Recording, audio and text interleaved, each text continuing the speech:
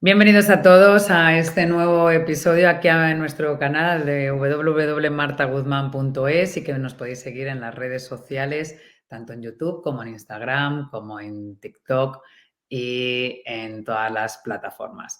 Bueno, hoy es que vamos a hablar de una cosa, de una ideaza que os puede para estas Navidades, y no para estas Navidades, sino para todos los días, que es fundamental, que es el trabajar las emociones con tus hijos, pero trabajar las emociones también con los mayores, que los necesitamos muy mucho, aunque nos creamos que las sabemos. Hoy tengo conmigo pues a Rafa Guerrero, que es licenciada en Psicología Clínica y de la Salud por la Universidad Complutense de Madrid y tienes muchísimos títulos. Pero bueno, como los títulos nos dan de igual, que lo que vamos es a dar soluciones y resultados, pues qué decirte, Rafa, que bienvenido, que muchas gracias y que, bueno, pues que vamos a presentar ahora Emovere, este juego de cartas que has creado para que podamos trabajar en familia, con amigos y en un montón de sitios. Pero cuéntame tú más, que es quien me lo vas a decir. Bueno, Marta, pues en primer lugar, gracias. Gracias por invitarme, gracias por preocuparte por la educación emocional, que es un ámbito fascinante, pero sobre todo muy importante para, bueno, lo decías tú antes, no solamente para los niños, sino también para nuestros adolescentes y también para nosotros, ¿no? Así que bueno, para mí es un verdadero placer estar aquí contigo, estar aquí con vosotros. Y efectivamente, ¿no? Pues acabo de publicar un juego, que es un juego muy sencillito, muy básico para trabajar lo que es la conciencia emocional, ¿no? Para que podamos ir generando un vocabulario, que eso digamos, es como la lesson one, ¿no? De donde deberíamos partir todos, ¿no? De ponerle nombre a las emociones. Entonces, bueno, en este juego lo que hago es proponer 12 emociones que me parece que son fundamentales que, que tengamos en nuestro vocabulario emocional para poder hablar de ellas, para poder conectar con ellas y entender qué mensaje nos manda cada una de esas emociones, ¿no? Porque como bien sabes, Marta, la emoción de miedo nos aporta un mensaje, la de vergüenza nos aporta otro, la alegría nos aporta otro. Es decir, cada emoción tiene un mensaje. Y por eso me parece que es importante que seamos conscientes de cómo nos sentimos, ¿no? Porque a veces utilizamos conceptos, Marta, que son muy vagos, ¿no? ¿Cómo te sientes? Bien. ¿Cómo te sientes? Un poco mal, ¿no? Y claro, ese un poco mal puede ser que sientes tristeza, que sientes miedo, que sientes pena, ¿no? Es decir, luego también hay distintas intensidades dentro de lo que es el mundo emocional, ¿no? Así que, bueno, pues es un juego que, bueno, que nos ha llevado un tiempo, pero que, bueno, la verdad que estoy muy contento, ¿no? Porque creo que es un material muy básico y muy sencillo para ayudar a las familias a ir generando, ¿no? Ese vocabulario emocional y esa conciencia emocional. Estamos hablando de las emociones, evidentemente últimamente se habla mucho, pero ¿por dónde empezamos? A ver, yo creo que vamos a recordar cuáles son las emociones básicas, porque luego vamos leyendo, vamos viendo y tenemos tanta sobresaturación de información que yo creo que estamos muy perdidos Mm. y para saber luego cómo tenemos que interpretarlas, cómo calificarlas y de esa manera saber hacia dónde nos pueden llevar, ¿no? Claro. ¿Sabes lo que pasa, Marta? Que en cuanto a la literatura científica nos encontramos con modelos muy diferentes, ¿no? Es decir, tenemos muchos autores que hablan mucho sobre emociones, como Damasio, como Daniel Goleman, como Vizquerra, como Begoña Ibarrola. Es decir, hay muchísima gente con modelos muy diferentes y muy interesantes, ¿no? Y yo que no me dedico a la investigación, que me dedico a otras cosas, yo no quiero entrar en esa polémica de ¿cuántas y cuáles son las emociones básicas? Pues hay quien dice que son 4, hay quien dice que son 6, hay quien dice que son más. Es decir, que cuando yo hablo de 12 emociones básicas en este juego, en Emovere, no estoy diciendo que estas sean 12 emociones con las que vengamos a este mundo, sino que son 12 emociones básicas a trabajar. Por ejemplo, está claro que desde antes de nacer ya tenemos como seres humanos la gran suerte y la gran capacidad de sentir tristeza, miedo, alegría, asco, ¿no? Que estas son las emociones de Inside Out, ¿no? De la película, ¿no? O sea, esas 6 emociones básicas que ya describió hace unos cuantos años Paul Ekman. Em, pero luego hay otras emociones que yo incluyo en el juego, como por ejemplo la vergüenza, como por ejemplo la envidia, que esas no están desde antes de nacer, ni están siquiera en las primeras semanas, primeros meses de vida. Es decir, la envidia es una emoción tirando a compleja Y la vergüenza es una emoción que aparece, Marta, en torno a los 2 años y medio, 3. Claro, para que yo sienta vergüenza tengo que tener la capacidad de compararme con el otro. Y esto un neonato no tiene esa capacidad. ¿Por qué digo que la vergüenza es una emoción básica? Porque me parece que es fundamental que la trabajemos. ¿Eso quiere decir que es básica en el sentido que la mayoría de los autores dicen que nacemos con ella? No, ni muchísimo menos. Por eso digo que yo planteo 12 emociones que me parece que son fundamentales y aquí podemos debatir todo lo que quieras, ¿no? Jo, pues yo no hubiese metido el amor y hubiese metido estas otras dos. Seguro, seguro. Es decir, que cuanto más gordo sea el libro del alfabeto emocional, mucho mejor. Pero bueno, yo planteo estas 12 y a lo mejor dentro de 2 años me hubiese planteado hacer otras 12 o 14 o 10, ¿no? Pero quiero decir que este juego no es más que una excusa, es una palanca, es un instrumento que sirve para generar esa conciencia emocional y para poder hablar de emociones, ¿no? Porque aparte de las distintas maneras de jugar que hay, donde uno puede jugar solo o donde uno puede jugar en pareja o puede jugar con el resto de la familia, también hay unas cartitas que lo único que viene es la cara, o sea, cómo expresamos la emoción de miedo, de tristeza, de alegría o de envidia, y luego viene el nombre de la emoción para que podamos hablar con nuestros hijos de las distintas situaciones y qué tipo de situaciones le genera cada una de esas emociones, ¿no? Con lo cual, que mi idea no es generar ningún tipo de conflicto, debate lo que queráis, ¿no? Pero bueno, yo planteo esas 12 emociones porque me parece que son fundamentales.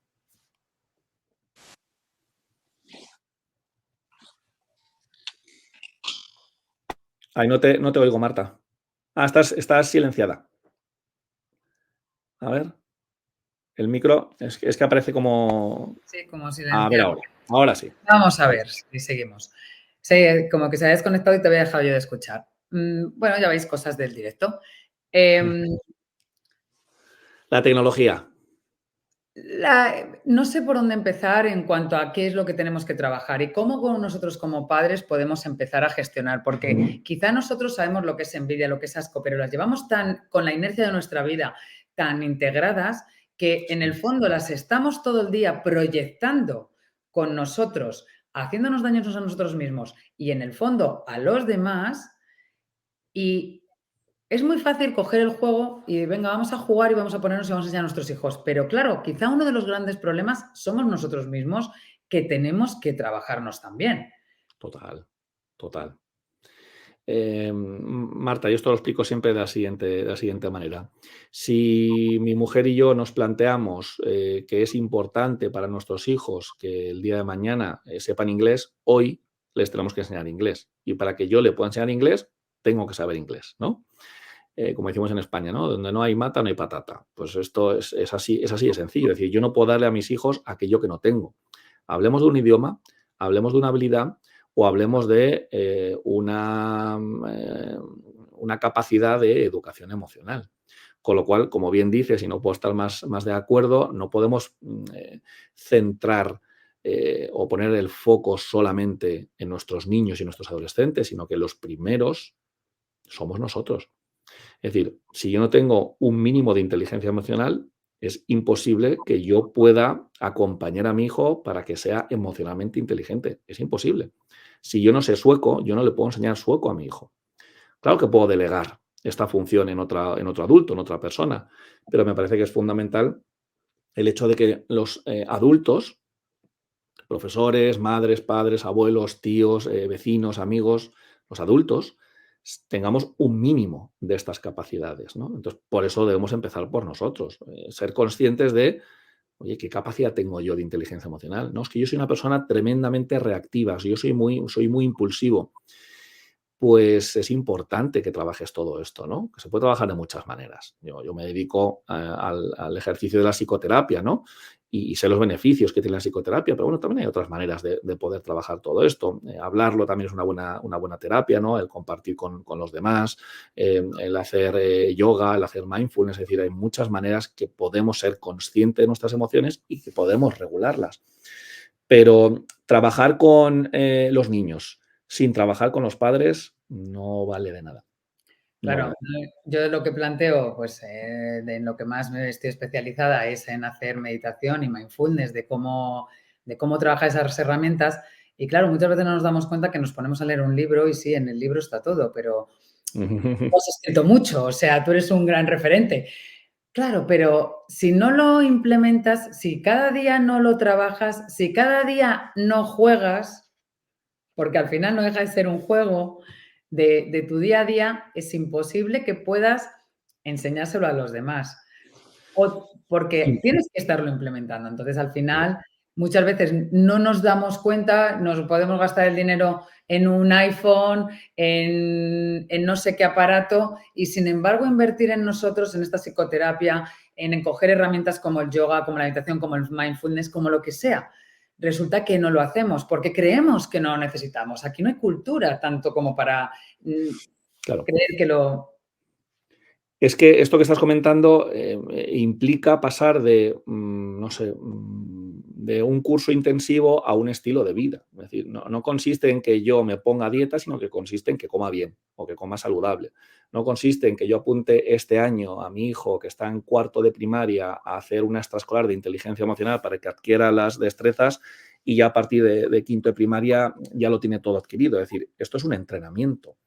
No consiste en que yo diga, bueno, venga, voy a estar durante 3 meses saliendo a correr, yendo al gimnasio y haciendo yoga y ya a partir de los 3 meses ya lo tengo todo adquirido. No, esto es un estilo de vida. Y vale, ¿y esto cuándo acaba? Nunca, nunca. Es decir, caminante no hay camino, se hace camino al andar, ¿no? Que decía Machado. Pues en ese punto estamos, son estilos de vida y no podemos dejar de practicar. Es decir, para trabajar las funciones ejecutivas, pues no vale que esté durante unas semanas haciendo sudokus y no utilizando el GPS, sino que esto requiere de una continuidad, es una regularidad. Yo siempre digo que el cerebrito que tengo aquí, que me acompaña siempre, esto que tengo aquí en mi mano no es un músculo, es un órgano, como bien sabes, Marta, pero funciona como un músculo. Es decir, o practicamos o entrenamos y somos regulares, o esto se viene abajo. Esto es como cuando nos rompemos un tobillo o tenemos una lesión que nos tienen que operar de la pierna se va haciendo más chiquitita, se va quedando sin fuerza y lo hay que recuperar todo eso. Y hay que empezar de nuevo, hay que empezar de nuevo, ¿no? Es decir, que esto es un estilo de vida y esto requiere una regularidad. No pasa nada si hoy no has hablado de emociones con tus hijos, porque habitualmente hablas de emociones con tus hijos. Es decir, no es tan importante el día puntual de hoy, sino que hay una regularidad. Esta es la clave. Es un estilo de vida. Trabajar y potenciar la inteligencia emocional es un estilo de vida. A mí me encanta que podáis compartir todas estas cosas. Llevo años trabajando en la inteligencia emocional y lo que es en el desarrollo y crecimiento personal, en este estilo de vida que tú dices y que siempre digo que, como bien me mentorizaron, ¿no? Y he descubierto, porque lo observas y porque lo ves tú en ti y en la gente que tienes alrededor, es que son las pesas. Estamos en la era de las pesas del cerebro. Antes estábamos en la era de las pesas del gimnasio, ya las tenemos muy conocidas y que ya sabemos que el gimnasio es muy bueno y ahora, como tú bien dices, hay que entrenar ese músculo, el músculo de la mente, porque además es indomable y va a volver a lo que hacíamos siempre, a esa envidia, me ha encantado que le hayas hablado, a la vergüenza, a la curiosidad, al aburrimiento. O sea, el aburrimiento es otro top clave de los que tocas. Quiero que ahora luego después vayamos que nos cuentes qué beneficios tiene para que compartamos todo esto y cómo se juega. Pero en vergüenza, envidia, aburrimiento, es que es justo de lo que queremos escapar todos los días y estamos todos los días ahí. Sí, porque es que nuestro cerebro, en concreto nuestro sistema límbico, Marta, lo tiene muy claro. Es decir, el cerebro de nuestros niños y el nuestro tiende a hacer aquello que les gusta o aquello que nos gusta y tiende a evitar aquello que no nos gusta o que nos provoca dolor. Pero es que esto no es que sea del humano, es que esto es animal, ¿no? Cuando tú le dices a tu hijo pequeño, ven acá niño, ve recogiendo que tenemos que ir ya a comer, te dice, no papá, no voy a recoger porque no me apetece, ¿no? Es decir, los niños tienden a hacer aquello que les apetece. Y es fantástico de vez en cuando poder hacer eso, ¿no? Y a los adultos muchas veces nos gustaría hacer aquello que nos apetece y no hacer aquello que no nos apetece. Pero tiene que haber un equilibrio entre lo que me apetece, que es el sistema límbico, con aquello que debo hacer, que es la parte más neocortical. Y luego hay una parte que es la corteza prefrontal, ¿no? Que es esta estructura que está aquí justo delante de nuestro cerebro, la parte más justo antes de la frente, ahí viene el nombre de prefrontal, que es la que se encarga de poner orden. Es decir, no me apetece ponerme a estudiar, pero debo estudiar. ¿Qué hago? Y ese cerebro ejecutivo es el que desde la consciencia y la voluntariedad tiene que tomar una decisión. Vale, pues puedo tomar muchas decisiones, ¿no, Marta? Puedo decidir, venga, pues esta tarde me la doy de relax y me voy con unos amigos y salgo a correr y veo una peli con mi pareja, fenomenal, y ya mañana estudio, o lo puedo hacer al revés. O puedo estudiar un poquito y luego salir un rato, ¿no? Es decir, opciones hay miles, pero todo eso tiene que partir desde la conciencia. Siendo consciente y validándote que te apetece no estudiar y siendo consciente que tienes que estudiar, ¿no? Entonces, a ver cómo gestiono todo esto. Y esto es un conflicto, ¿no? Entre lo que me apetece y lo que no me apetece, mejor dicho, entre lo que me apetece o no me apetece versus lo que tengo o lo que no tengo que hacer, que tenemos todos los días, un conflicto de siempre, ¿no? Y la inteligencia emocional nos ayuda mucho, porque ante el conflicto que tengo hoy, a lo mejor tomo la decisión de tirar por la izquierda, pero a lo mejor mañana, ante la misma situación, Marta, tiro hacia la derecha. Y seguramente sean decisiones, aunque contrarias, adaptadas al momento que estoy viviendo, porque no es lo mismo hoy que ayer, que mañana, que hace 2 años, que el mes que viene. No es lo mismo. Y eso es ser inteligente emocionalmente. Me permite tomar decisiones en función de lo que necesito, en función de lo que me conviene, en función de lo que me compensa. Eso es ser emocionalmente inteligente. Venga, vamos a dar unos tips de cómo puedo afrontar esto que tú estás diciendo. Ostras, tengo que estudiar frente al voy a salir, porque la teoría no la sabemos muy bien, pero a veces necesitamos esa fuerza de voluntad y claro, tienes que crear ese mindset inquebrantable, el coger. Y entonces, vamos a dar un pequeño tip de cómo puedo gestionar eso que tanto me cuesta, no solo en los estudios, sino en cualquier cosa que hagamos, incluso practicando la inteligencia emocional, incluso cuando vamos al gimnasio, incluso cuando estamos en el trabajo, incluso con todos esos proyectos y propósitos que tenemos en nuestro día a día y que vamos postergando, postergando, postergando y que nunca hacemos. Claro. A ver, es que en ese tipo de situaciones, Marta, lo que está ocurriendo es que el sistema límbico, ¿no? Está pudiendo con la parte más del deber, ¿no? Y a veces ocurre todo lo contrario, ¿no? Sino que resulta que el deber me implica que no me pueda conceder un tiempo de descanso o un tiempo de disfrute, ¿no? Jo, es que, y fíjate que esta tarde que yo iba a estar muy, muy tranquilo en mi casa, que me iba a poner a leer o que iba a ver una película con mi pareja y resulta que me ha llamado mi jefa o resulta que me ha llamado mi amigo y me dice que tiene esta situación y claro, yo me la iba a dedicar a mí, pero resulta que es que, jo, ¿cómo no voy a atender a mi amigo? ¿Cómo le voy a decir que no? Bueno, yo no estoy diciendo ni que digas que sí ni que digas que no, porque esto es una situación muy personal y con unas claves que habrá que concretar y habrá que ver, ¿no? Pero en muchas ocasiones estamos cuidando a los demás y no nos estamos cuidando a nosotros, Marta. Y de esto tú sabes mucho, ¿no? Y es importante ese autocuidado, y es importante ese tiempo. Y a lo mejor ese tiempo son 10, 15 minutos, es decir, que no hace falta que sean 4 horas al día. Pero en ocasiones ese deber, ¿no? Esa parte de, hombre, lo que tengo que hacer es lo suyo, ¿cómo no voy a hacer esto? Me lleva a que cuide a mi amigo en una situación que necesita que le eche una mano o que le ayude con algo para descuidarme yo. Y repito, con esto no estoy diciendo que siempre haya que atender a uno o a otro, sino que depende mucho. Pero por lo menos que nos tengamos en cuenta. Y eso me parece que es fundamental. Por eso creo que la clave está en partir de la conciencia, es decir, ver lo que me apetece o lo que no me apetece versus lo que tengo o lo que no tengo que hacer. Claro, cuando uno tiene un buen desarrollo, su corteza prefrontal puede tirar de automotivación. Tengo que pasar el aspirador y tengo que poner 2 lavadoras, no me apetece nada, pero tiro de automotivación y digo, ya, pero es que lo tengo que hacer, porque es que si no lo hago, esto es un desastre, esto es caótico, ¿no? ¿Y cuántas cosas, Marta, a lo largo del día hacemos que no nos apetece hacer?